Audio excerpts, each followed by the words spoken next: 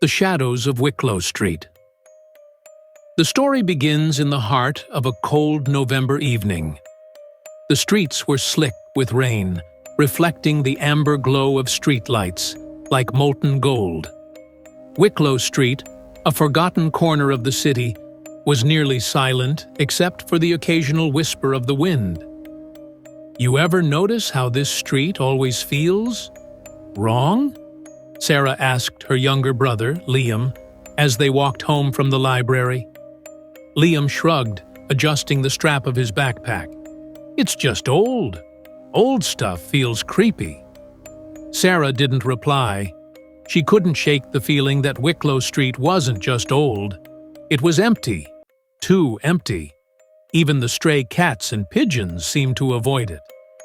Halfway down the street, they passed Bellamy's Antiques, a store with a faded sign and grimy windows showcasing strange, mismatched items. Liam paused, peering inside. A wooden mannequin stood in the center of the display.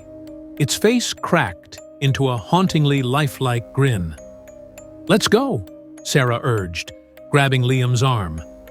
She didn't want to admit it, but the mannequin's hollow eyes unsettled her. They hurried past the shop, but a noise stopped them. A faint creak, like a door slowly opening. They turned. Bellamy's door was ajar, though no one had touched it. The old wood groaned as it swayed slightly in the wind. A dim light flickered from inside, casting long, distorted shadows onto the cobblestone street. Liam stared at the door, his curiosity outweighing his unease. "Maybe someone's in there," he said, already stepping closer. Sarah grabbed his arm again, her voice a harsh whisper. "Don't. It's late, and we don't know what's in there." "What if someone needs help?" Liam shot back, his voice low but firm. Sarah hesitated. She didn't want to leave anyone stranded, if someone was in trouble. Against her better judgment, she followed Liam as he nudged the door open further. Inside, the air was heavy with the scent of mildew and old wood. The dim light came from a single bulb swaying on a frayed cord. Dust motes danced in the faint glow. The shop was crammed with objects: antique furniture, cracked porcelain dolls, and stacks of yellowed books. And in the center, the wooden mannequin now stood in a slightly different position. Its head tilted just enough to look straight at them. "That wasn't like that before," Sarah murmured. Liam laughed nervously. "It's just a mannequin, Sarah. Someone probably moved it." But as they ventured deeper into the shop, the air grew colder, and an odd sensation crept over them. It was as if they were being watched, not by the mannequin, but by the room itself. Liam's foot brushed against something on the floor. He looked down to see an old music box, its brass handle tarnished with age. He picked it up, the intricate carvings on its surface catching the faint light. "Don't touch that," Sarah warned. But Liam, always the curious one, couldn't resist. He turned the handle.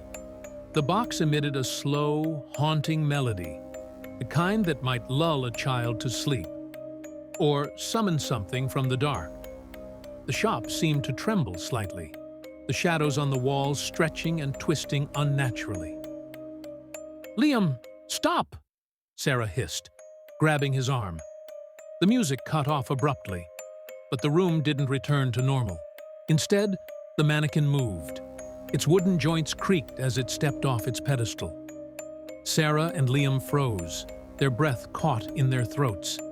The mannequin's head tilted again, and though it had no eyes, they felt its gaze bore into them. "Leave!" The word wasn't spoken. It resonated in their minds, clear and undeniable. They stumbled backward, nearly tripping over the cluttered floor. But as they turned to flee, the door slammed shut, trapping them inside. The mannequin's joints cracked as it moved closer. From the corners of the room, other figures emerged. Lifeless dolls, marionettes, and statues that shouldn't have been able to move. Liam grabbed Sarah's hand. "We have to do something." Sarah's mind raced. Her eyes landed on a dusty mirror hanging on the wall. It was cracked, but it seemed to shimmer oddly, as if it didn't belong to this world. "The mirror," she whispered. "I think it's a way out." They bolted toward it, the sound of wooden and porcelain limbs scraping against the floor behind them. The air grew colder with each step.